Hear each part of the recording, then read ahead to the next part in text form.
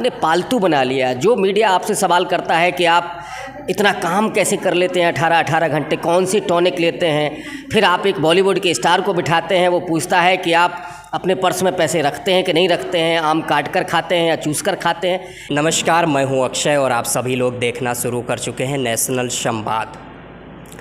लोकतंत्र का चौथा स्तंभ मीडिया होती है और जब मीडिया अपनी विश्वसनीयता खो दे और उसकी निष्पक्षता पे प्रश्न चिन्ह लग जाए और उसको गोदी मीडिया, चाटुकार मीडिया, दलाल मीडिया तमाम उपाधियों से नवाजा जाने लगे, उसको एक उपाधि दे दी जाए और उससे भी बढ़कर जो बीजेपी के खिलाफ, एनडीए के खिलाफ इंडिया अलायंस बना है।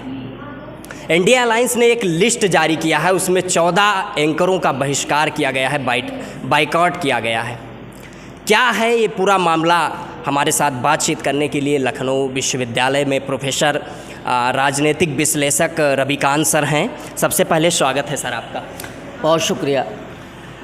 इंडिया अलायंस ने 14 एंकरों का बहिष्कार किया है जो लोकतंत्र की दुहाई देते थे, कभी रिपोर्टर के रूप में थे, उसके बाद एंकर तक पहुँचे। आज ये स्थिति आ गई कि जो इंडिया अलायंस बना है इंडिया के खिलाफ, कैसे देखते हैं इसको?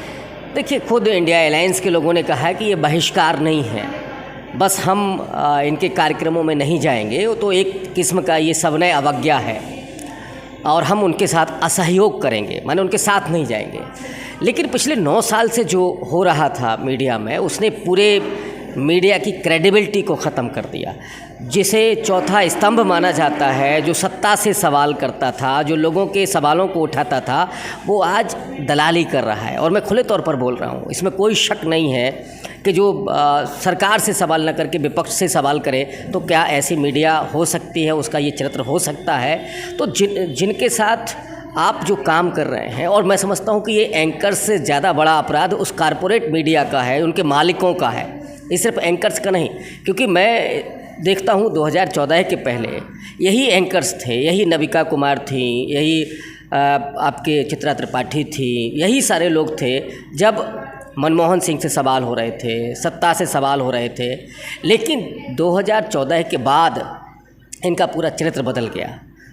इनके सवाल भी अपने नहीं होते हैं, सवाल भी इनको भेजे जाते हैं व्हाट्सएप के ज़रिए और फिर ये सवाल पूछते हैं, हुड़दंग करते हैं, डिस्टर्ब करते हैं विपक्ष को। तो ऐसे में ये तो होना ही था, मुझे लगता है काफ़ी देर कर दी है, ये बहुत पहले हो जाना चाहिए था, इनके बहिष्कार किया जाना चाहिए था, उनके बीच नहीं जाना चाहिए था। एनडीए लगातार सत्ता पक्ष आरोप लगा रहा है कि ये अभिव्यक्ति की आज़ादी का हनन है और ये एक तरीके से तानाशाही है। तो क्या एक लोकतांत्रिक देश में विपक्ष भी तानाशाही कर सकता है? ये संभव? देखिए, ऐसा है कि जो ये कह रहे हैं कि अभिव्यक्ति की आज़ादी पर ख़तरा है, उन्होंने तो याद दिलाया कि साहब ये वही पार्टी है कांग्रेस जिसने आपातकाल लागू किया था। लेकिन वो अपनी तरफ नहीं देख रहे हैं, उन कारणों को नहीं तलाश कर रहे हैं कि ये ऐसा हुआ क्यों, 9 साल के बाद ऐसा क्यों हुआ। और उन्होंने सबके लिए नहीं कहा है, सबका वो असहयोग नहीं कर रहे हैं। उन्होंने तो उन लोगों की लिस्ट जारी की है जो एक एजेंडा चलाते हैं, देश में विभाजनकारी मुद्दों पर बहस करते हैं, वो केवल हिंदू मुसलमान करते हैं। अरे इस समय तो आप देखिएगा कि कोरोना जिहाद जैसा शब्द इसी मीडिया ने पैदा किया। जो बुलडोज़र चल रहा है तो वो बहुत आनंदमग्न होते हैं, जो अल्पसंख्यकों और दलितों के हत्याओं का जश्न मनाते हैं। तो ऐसी गोदी मीडिया का तो ये होना ही था, इतना अपमान उनको होना ही था।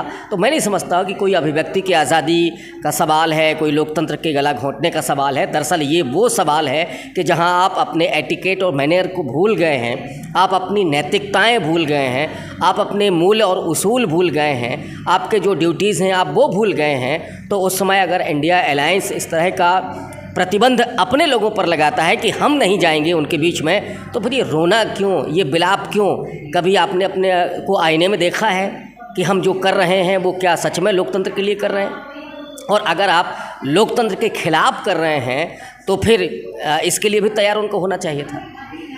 क्या कारण है कि जो ये लिस्ट जारी हुई इसमें 14 ही क्यों, इससे ज़्यादा नहीं या कम नहीं?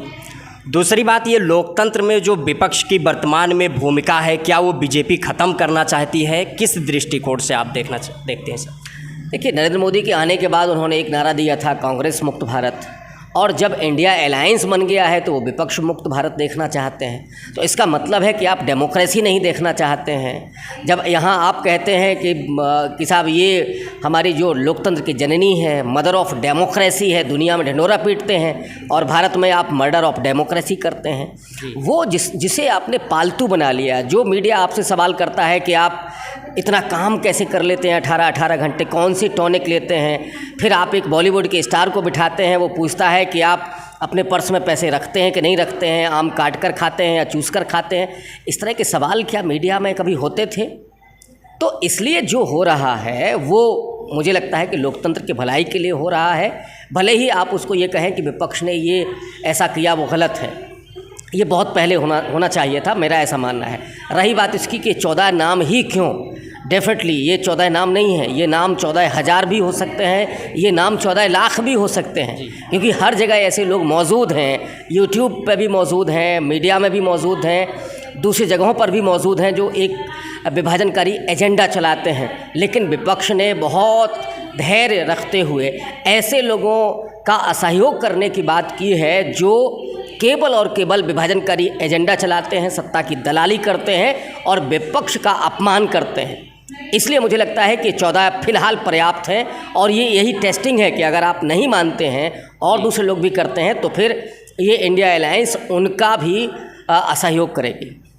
चलिए, बहुत शुक्रिया हमारे साथ बातचीत करने के लिए। सर का मानना है कि ये कदम उठाना ज़रूरी था लोकतंत्र को बचाने के लिए, क्योंकि लोकतंत्र में चौथा स्तंभ अपनी विश्वसनीयता खो चुका है।